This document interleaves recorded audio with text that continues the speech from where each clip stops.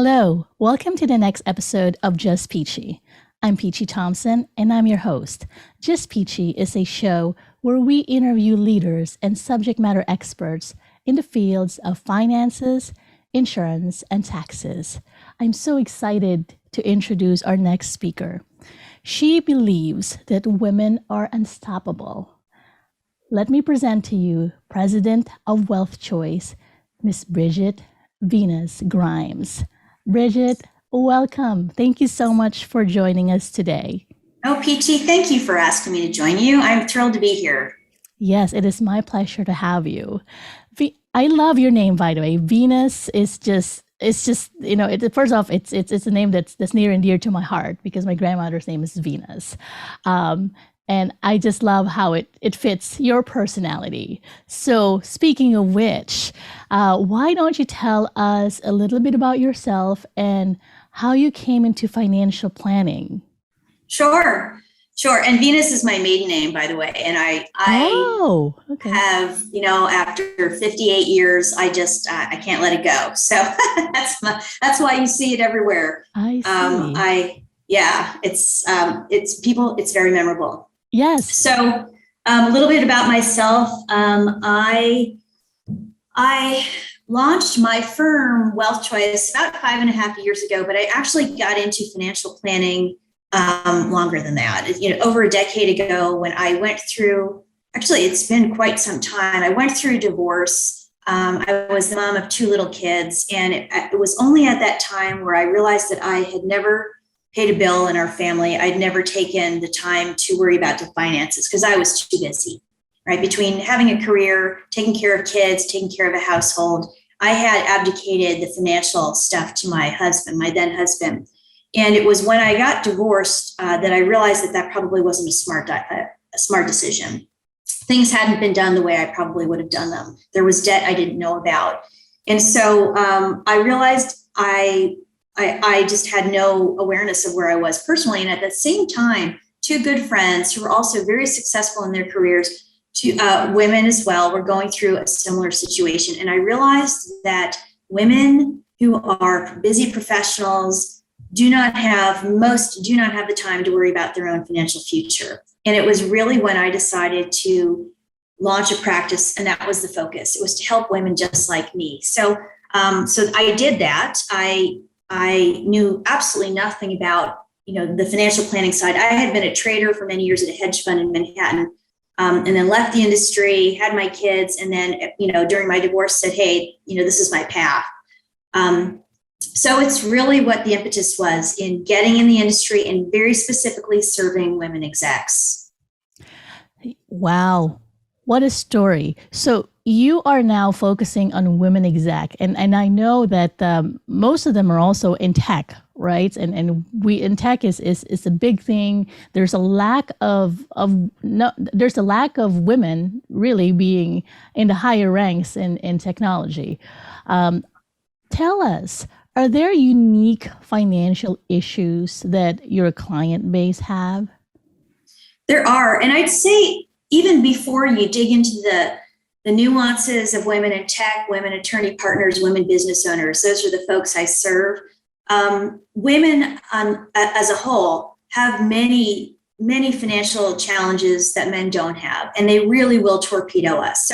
So just big picture, we tend to have less money to fund goals. Why is that? Because we take ourselves out of the workforce, right? Either to take care of children, to take care of aging parents, but that falls to women. And so over time, we have less earnings, we have less contributions to retirement accounts, we have less assets. So, that's a big part of why do we wind up where we are financially. We tend to put our goals last. I have clients who still put themselves behind everybody else. Mm-hmm. And while that's really nice and altruistic, the thing is, it really isn't helpful if you need to at some day have the option to not work, right? So one of the things we do, it's just what women do. We know retirement's more expensive for women.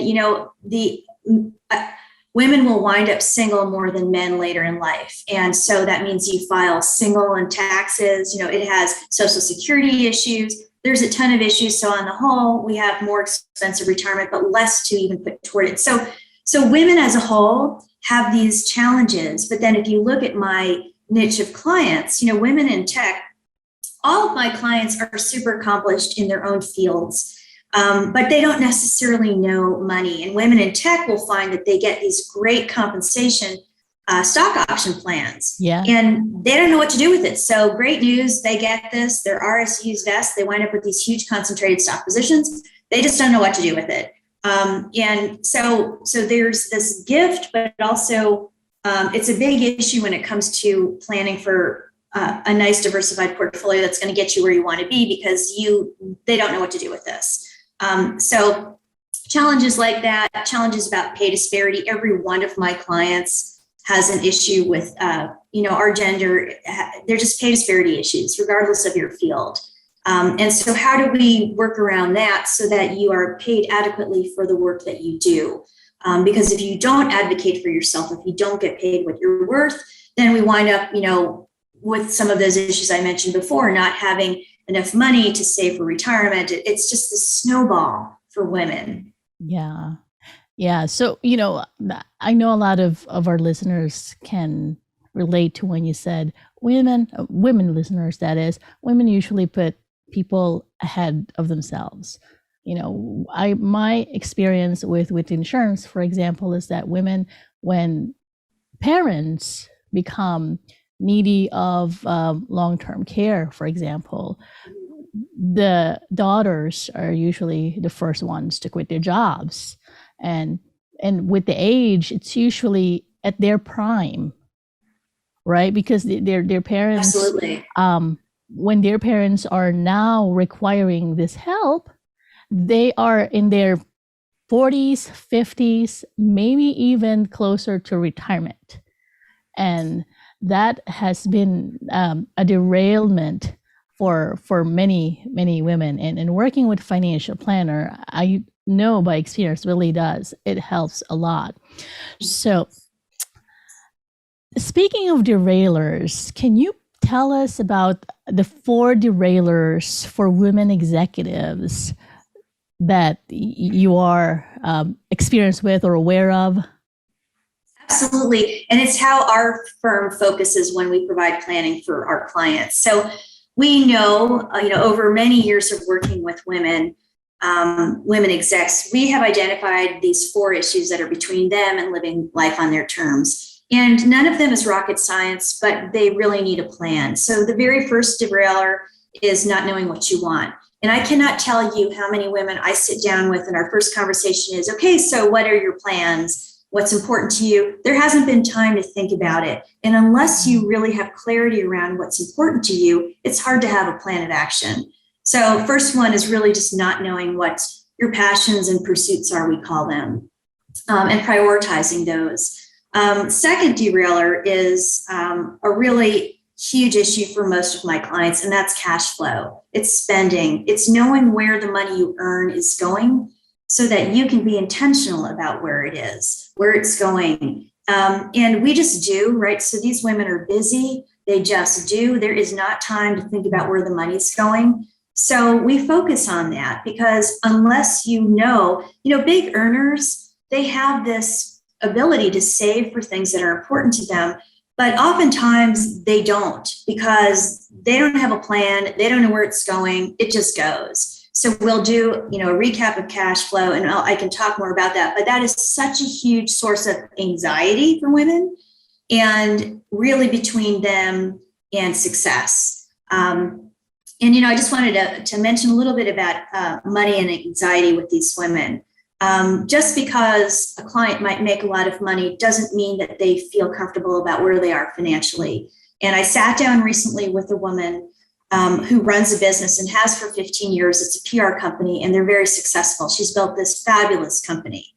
But she said she has no idea where she is financially. She doesn't pay the bills. She doesn't know how much they have. She doesn't know where they are, and she's tired.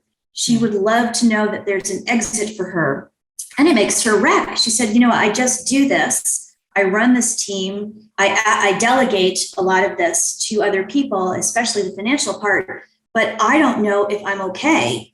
And that anxiety extends to pretty much everyone I work with until we really do get clarity around the numbers. So that's where, understanding where money goes is a really big issue for women. The third derailer is, what's the plan around your business or your profession?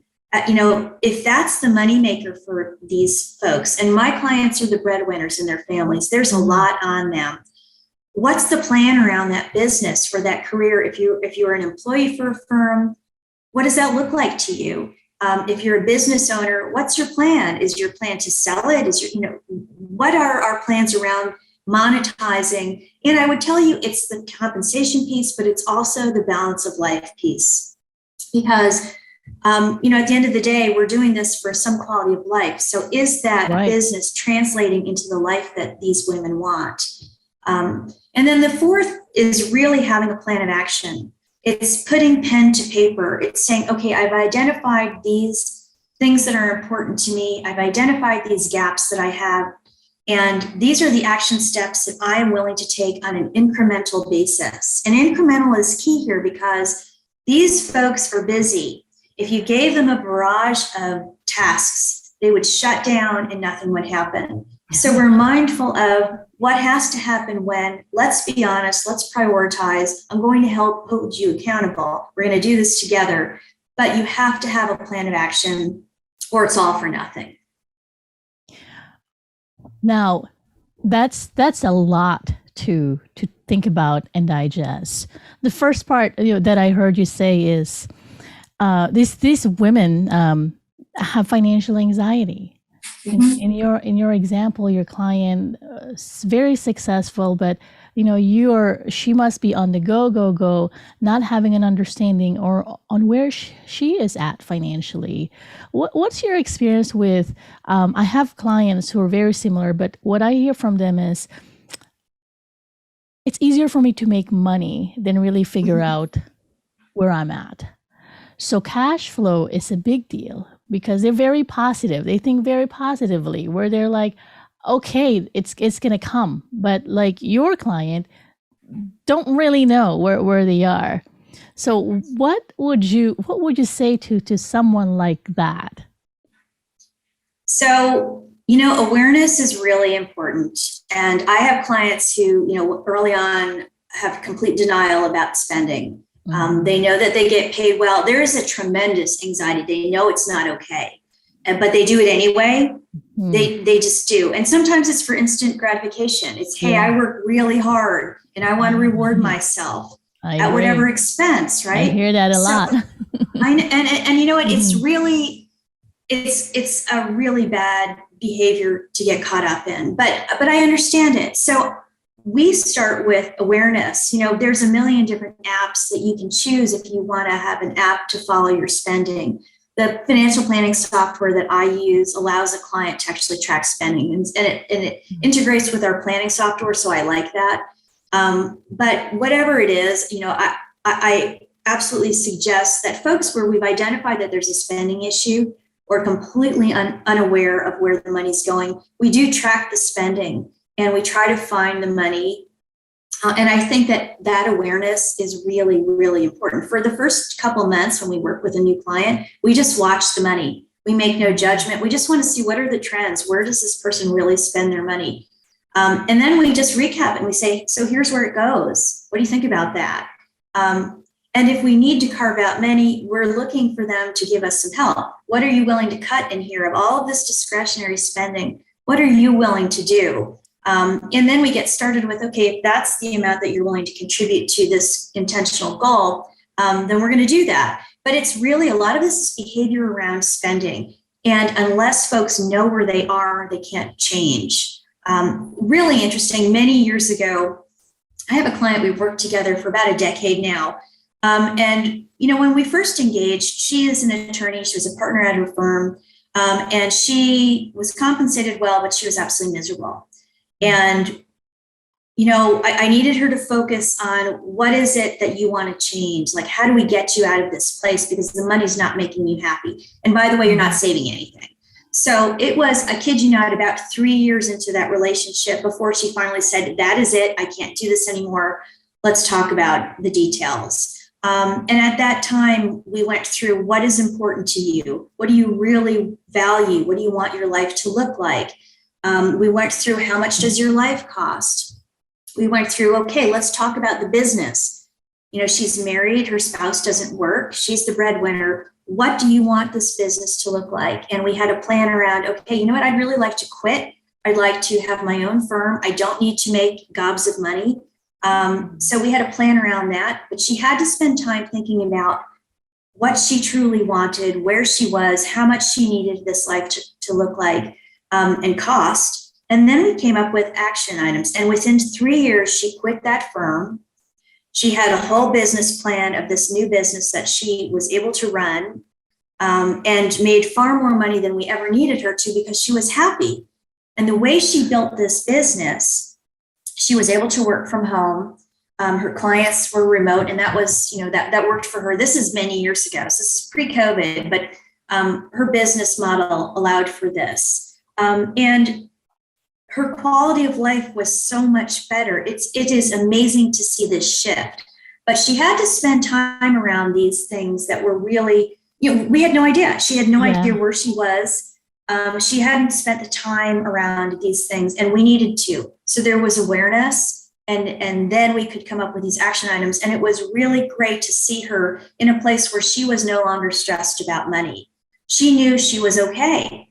And that is the most fabulous part about planning, as far as I'm concerned. It's helping these women get to this life that they're working so hard for, but it eludes them. It eludes them unless there's truly a plan. And that must feel good as this person who's able to help that person to get to where they need to be. That must feel really good. And you know, I'm thinking about, it took her 3 years to almost come to her own realization that, you know, it's time for me to talk to Bridget and say, here, I throw in the towel, I need some help. And I see that oftentimes because women, especially who are very successful, have a lot of pride, and maybe it's just very difficult for them to really come to an awareness of what really is going on and admit, I need some help. You know, I can't keep doing this. I can't keep being on this roller coaster that's just no end. So what would you say to someone who is probably like your client, right? Very successful, working so many hours, unhappy, but making a ton of money, right? So one of the, you know, it's really interesting because people think that everybody around them has got it together and has more money and is saving better and investing better, and living this better life than they are. People have no idea that that's really not the case. What you see on the outside of somebody, whether it's a shiny, fancy car, a big house, vacations, that is no indication of someone's financial health. And I think a lot of people, a lot of women do believe that everybody is in a better place than them. And that is tremendous anxiety and shame. It really is. And, you know, I just would tell people, you know what, there's absolutely no way that other women or other people are in a better place than you. You just don't know that. So just get rid of that right now. Get rid of that. That doesn't even matter. What really matters is where you are. And let's find out where you are, right? Zero judgment, right? Zero judgment. And I have seen everything. I have seen modest earners with great savings because that's their thing. They don't have expensive lives. I've seen folks with lots of money who have nothing to show for. I have seen everything. And it's really there, you know, everybody's at a different place. But if you know what's important to you, you can get to a different place and you're willing to make some changes, right? So really, it's never what you think it is all around you. And that's one part of trying to get these women to realize that they have nothing to be ashamed of, and they really don't. I love it. And, you know, I know that we have a lot of women listening to us, watching us right now thinking, yeah, that's totally me. Right. Your book, Corner Office Choices, the Executive Woman's Guide to Financial Freedom. Tell us about it. Who should be reading that book?